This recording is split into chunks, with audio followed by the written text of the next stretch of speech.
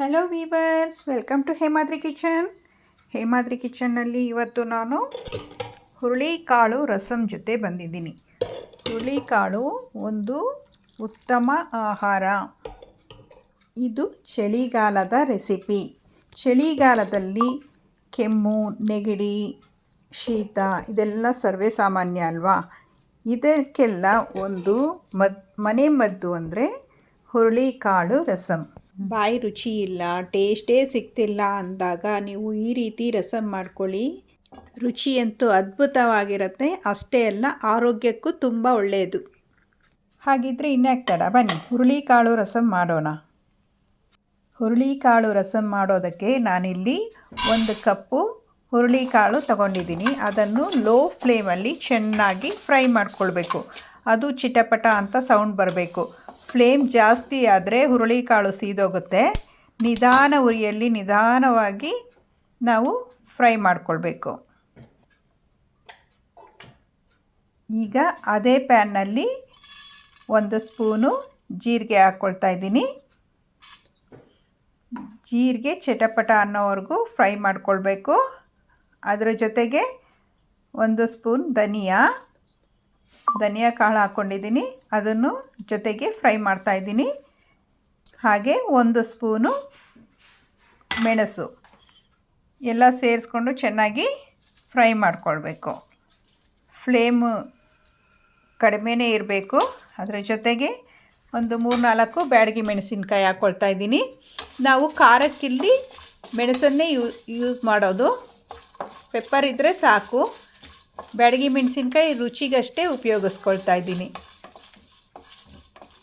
ಇದನ್ನೆಲ್ಲ ಚೆನ್ನಾಗಿ ಫ್ರೈ ಮಾಡಿಕೊಂಡು ಒಂದು ಬೌಲ್ನಲ್ಲಿ ತೆಗೆದಿರಿಸ್ಕೊಳ್ತೀನಿ. ಆರಿದ ಮೇಲೆ ಒಂದು ಮಿಕ್ಸಿ ಜಾರಿನಲ್ಲಿ ಪುಡಿ ಮಾಡ್ಕೊಳ್ತೀನಿ. ಕೋರ್ಸ್ಲಿ ಪುಡಿ ಮಾಡ್ಕೊಳ್ತೀನಿ. ಜಾಸ್ತಿ ನೈಸಾಗಿ ಪುಡಿ ಮಾಡಿಕೊಡ್ಬಾರ್ದು. ಆದರೆ ಹುರುಳಿಕಾಳನ್ನು ಮಾತ್ರ ನೈಸಾಗಿ ಪುಡಿ ಮಾಡ್ಕೊಳ್ಬೇಕು. ಅದು ತರಿಯಾಗಿ ಇರಬಾರ್ದು. ನಾನು ಮೊದಲೇ ಹೇಳಿದ ಹಾಗೆ ಹುರುಳಿಕಾಳು ಒಂದು ಸೂಪರ್ ಫುಡ್. ಇದರಲ್ಲಿ protein, fibre, calcium, magnesium, iron ಹಾಗೂ ನ್ಯೂಟ್ರಿಯೆಂಟ್ಸ್ಗಳು ತುಂಬ ಇದರಲ್ಲಿ ಇರುತ್ತೆ. ಒಬೆಸಿಟಿಗಂತೂ ಇದು ಒಂದು ಉತ್ತಮ ಆಹಾರ ಅಂತ ಹೇಳ್ಬೋದು. ತೆಳ್ಳಗಿರೋನಿಗೆ ಎಳ್ಳು ಕೊಡು, ಬೊಜ್ಜಿರೋನಿಗೆ ಹುರುಳಿ ಕೊಡು ಅನ್ನೋ ಮಾತಿನ ಪ್ರಕಾರ ಹುರುಳಿಕಾಳು ಬೊಜ್ಜಿನ ಸಮಸ್ಯೆಗಂತೂ ಉತ್ತಮ ಅಂತ ಹೇಳ್ಬೋದು. ಜೀರಿಗೆ ಮೆಣಸನ್ನು ಈ ಥರ ನಾನು ತರಿಯಾಗಿ ಪುಡಿ ಮಾಡ್ಕೊಂಡಿದ್ದೀನಿ. ಈಗ ಒಂದು ನಿಂಬೆ ಹಣ್ಣಿನ ಗಾತ್ರದ ಹುಣಸೆ ಹಣ್ಣನ್ನು ನೀರಿನಲ್ಲಿ ನೆನೆಸ್ಕೊಂಡಿದ್ದೆ. ಅದರ ರಸ ತಗೊಳ್ತಾ ಇದ್ದೀನಿ. ಈಗ ಅದಕ್ಕೆ ನಾನು ಹುರುಳಿಕಾಳು ಪುಡಿ ಮಾಡಿ ಇಟ್ಕೊಂಡಿದ್ನಲ್ಲ ಅದನ್ನು ಸೇರಿಸ್ಕೊಳ್ತೀನಿ. ಅದರ ಜೊತೆಗೆ ಜೀರಿಗೆ, ಮೆಣಸು ಹಾಗೂ ಧನಿಯಾ ಕಾಳು ಪುಡಿ ಮಾಡಿದ್ನಲ್ಲ ಅದನ್ನು ಸೇರಿಸ್ಕೊಳ್ತಾ ಇದ್ದೀನಿ. ನೋಡಿ, ಹೀಗೆ ನೈಸಾಗಿ ರುಬ್ಕೊಳ್ಬೇಕು. ಹುರುಳಿಕಾಳನ್ನು ಚೆನ್ನಾಗಿ ಹುರಿದಿರೋದ್ರಿಂದ ಅದು ಬೇಗ ನೈಸ್ ಆಗುತ್ತೆ. ಹುರಿದಿರೋ ಪುಡಿ ಎಲ್ಲ ಹಾಕ್ಕೊಂಡು ಕಲಿಸ್ಕೊಳ್ಬೇಕು. ಹೀಗೆ ಕಲಸಿಟ್ಕೊಂಡು ಅದು ಗಂಟು ಆಗದೇ ಇರೋ ಹಾಗೆ ಕಲಸಿಟ್ಕೋಬೇಕು. ನೋಡಿ, ಈ ಥರ. ಈಗ ನಾವು ಒಗ್ಗರಣೆ ಮಾಡ್ಕೊಳ್ಳೋಣ. ಇದಕ್ಕೆ ನಾನು ಆಯಿಲ್ ಹಾಕ್ಕೊಳ್ತಾ ಇದ್ದೀನಿ. 1-2 ಸ್ಪೂನು, ದೊಡ್ಡ ಸ್ಪೂನಲ್ಲಿ ಆಯಿಲ್ ಹಾಕ್ಕೊಳ್ಬೇಕು. ಜೀರಿಗೆ ಹಾಗೂ ಸಾಸಿವೆ ಎರಡನ್ನು ಚಟಪಟ ಅನ್ನೋವರೆಗೂ ಹುರ್ಕೋಬೇಕು. ಜೊತೆಗೆ ಬೆಳ್ಳುಳ್ಳಿನ ಸೇರಿಸ್ಕೊಳ್ತಾ ಇದ್ದೀನಿ.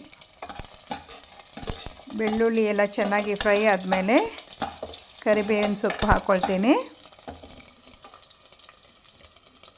ಜೊತೆಗೆ 2 ದೊಡ್ಡ ಟೊಮೆಟೊ ತೊಗೊಂಡಿದ್ದೆ. ಅದನ್ನು ಚಿಕ್ಕದಾಗಿ ಕಟ್ ಮಾಡಿಕೊಂಡು ಅದನ್ನು ಈಗ ಸೇರಿಸ್ಕೊಳ್ಬೇಕು. ಸೇರಿಸ್ಕೊಂಡು ಚೆನ್ನಾಗಿ ಫ್ರೈ ಮಾಡ್ಕೊಳ್ಬೇಕು. ಟೊಮೊಟೊ ಎಲ್ಲ ಮೆತ್ತಗಾಗೋವರೆಗೂ ಹೀಗೆ ಫ್ರೈ ಮಾಡ್ಕೊಳ್ಬೇಕು.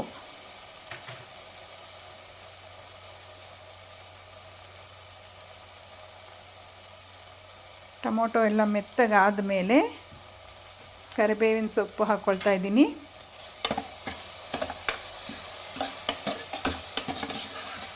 2 ಸೆಕೆಂಡ್ ಹೀಗೆ ಫ್ರೈ ಮಾಡ್ಕೊಳ್ಬೇಕು. ಈಗ ನಾನಿಲ್ಲಿ ನುಗ್ಗೆ ಸೊಪ್ಪನ್ನು ಸೇರಿಸ್ಕೊಳ್ತೀನಿ. ಈ ರಸಮ್ಗೆ ನುಗ್ಗೆ ಸೊಪ್ಪು ಹಾಕಿದ್ರೆ ರುಚಿ ತುಂಬ ಚೆನ್ನಾಗಿರುತ್ತೆ.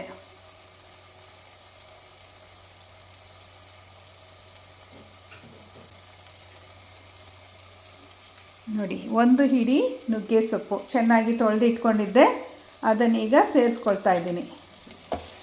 ಅದನ್ನು ಎಣ್ಣೆಯಲ್ಲಿ ಹೀಗೆ ಫ್ರೈ ಮಾಡ್ಕೊಳ್ಬೇಕು. ಫ್ರೈ ಆದ ನಂತರ ಹುಣಸೆ ಹಣ್ಣು ನೀರಿನಲ್ಲಿ ನಾವು ಎಲ್ಲ ಪುಡಿ ಎಲ್ಲ ಸೇರಿಸಿಟ್ಕೊಂಡಿದ್ವಲ್ಲ, ಅದನ್ನು ಈಗ ಸೇರಿಸ್ಕೊಳ್ಬೇಕು. 1 ಕಪ್ಗೆ ನಾವು 4 ಕಪ್ಪು ನೀರನ್ನು ಸೇರಿಸ್ಕೊಳ್ತೀವಿ. ನೋಡಿದರೆ ಇದು ತೆಳ್ಳಗಿರುತ್ತೆ. ಚೆನ್ನಾಗಿ ಕುದಿ ಬಂದ ಮೇಲೆ ಗಟ್ಟಿಯಾಗ್ತಾ ಬರುತ್ತೆ. ನೋಡಿ, ಈ ಕನ್ಸಿಸ್ಟೆನ್ಸಿ ಇರಬೇಕು, ನೀರಾಗೇ ಇರಬೇಕು. ಚೆನ್ನಾಗಿ ಬೆಂದ ಮೇಲೆ ಇದು ತಿಳಿ ಸಾರಿನ ಅದಕ್ಕೆ ಬರುತ್ತೆ. ಪ್ರೋಟೀನ್ ಜೊತೆಗೆ ಹುರುಳಿಕಾಳಿನಲ್ಲಿ ಹೈ ಫೈಬರ್ ಕೂಡ ಇರುತ್ತೆ. ಈ ಫೈಬರಿಂದ ನಮಗೆ ಹೊಟ್ಟೆ ತುಂಬಿದ ಹಾಗೆ ಅನಿಸುತ್ತೆ. ನಾವು ಹುರುಳಿಕಾಳು ತಿಂದ ಮೇಲೆ ಸುಮಾರು ಹೊತ್ತು ನಮಗೆ ಹೊಟ್ಟೆ ಹಸಿವು ಆಗೋದಿಲ್ಲ. ಇದರಿಂದ ನಮಗೆ ವೆಯ್ಟ್ ಲಾಸ್ ಆಗುತ್ತೆ. ಫೈಬರ್ ಹೆಚ್ಚಾಗಿರೋದ್ರಿಂದ ಕಾನ್ಸ್ಟಿಪೇಷನ್ ಸಮಸ್ಯೆ ಬರೋದಿಲ್ಲ ಮತ್ತು ಡೈಜೆಷನ್ ಚೆನ್ನಾಗಿ ಆಗುತ್ತೆ. ಇದು ಲೋ ಕ್ಯಾಲೋರಿ ಆಗಿರೋದ್ರಿಂದ ಹಾರ್ಟಿಗೂ ತುಂಬ ಒಳ್ಳೆಯದು. ಹುರುಳಿಕಾಳನ್ನು ಆಸ್ತಮಾ, ಬ್ರಾಂಕೈಟಿಸ್, ಉಸಿರಾಟದ ತೊಂದರೆ, ಈಗ ಶೀತ, ನೆಗಡಿ, ಕೆಮ್ಮು ಇರ್ಬೋದು ಅಂಥ ಸಮಸ್ಯೆಗಳನ್ನು ಪರಿಹರಿಸಲು ಉಪಯೋಗಿಸ್ತೀವಿ. ಹುರುಳಿಕಾಳು ಸಕ್ಕರೆ ಮಟ್ಟವನ್ನು ಕಡಿಮೆ ಮಾಡುತ್ತೆ. ಆದ್ದರಿಂದ ಡಯಾಬಿಟಿಸ್ಗಂತೂ ಇದು ಒಂದು ಒಳ್ಳೆಯ ಆಹಾರ ಅಂತಲೇ ಹೇಳ್ಬೋದು. ಇದು ಕಿಡ್ನಿ ಸ್ಟೋನನ್ನು ಕೂಡ ಕರಗಿಸುತ್ತೆ. ಇಷ್ಟೆಲ್ಲ ಉತ್ತಮ ಗುಣವುಳ್ಳ ಹುರುಳಿಕಾಳು ರಸಮ್ ನೋಡಿ ಈಗ ರೆಡಿಯಾಗಿದೆ. ನಾನೊಂದು ಬೌಲ್ನಲ್ಲಿ ಸರ್ವ್ ಮಾಡ್ತಾಯಿದ್ದೀನಿ. ಹುರುಳಿಕಾಳು ಶಕ್ತಿವರ್ಧಕ. ಇದು ಉಷ್ಣತೆಯಿಂದ ಕೂಡಿರೋದ್ರಿಂದ ನಾವು ಚಳಿಗಾಲದಲ್ಲಿ ಹೆಚ್ಚಾಗಿ ಸೇವಿಸಬೇಕು. ಈ ಇನ್ಫಾರ್ಮೇಷನ್ ನಿಮಗೆ ಇಷ್ಟ ಆಗಿದ್ದರೆ, ಈ ವಿಡಿಯೋ ಇಷ್ಟ ಆಗಿದ್ದರೆ ಲೈಕ್ ಮಾಡಿ, ಶೇರ್ ಮಾಡಿ, ಕಮೆಂಟ್ ಮಾಡಿ. ಇದೇ ಥರ ಸಿಂಪಲ್ ಆ್ಯಂಡ್ ಈಸಿ ರೆಸಿಪಿಗಳಿಗಾಗಿ ನನ್ನ ಚಾನಲನ್ನು ಸಬ್ಸ್ಕ್ರೈಬ್ ಮಾಡ್ಕೊಳ್ಳಿ. Thank you for watching. ಮತ್ತೊಂದು ವಿಡಿಯೋದಲ್ಲಿ ಸಿಗ್ತೇನೆ.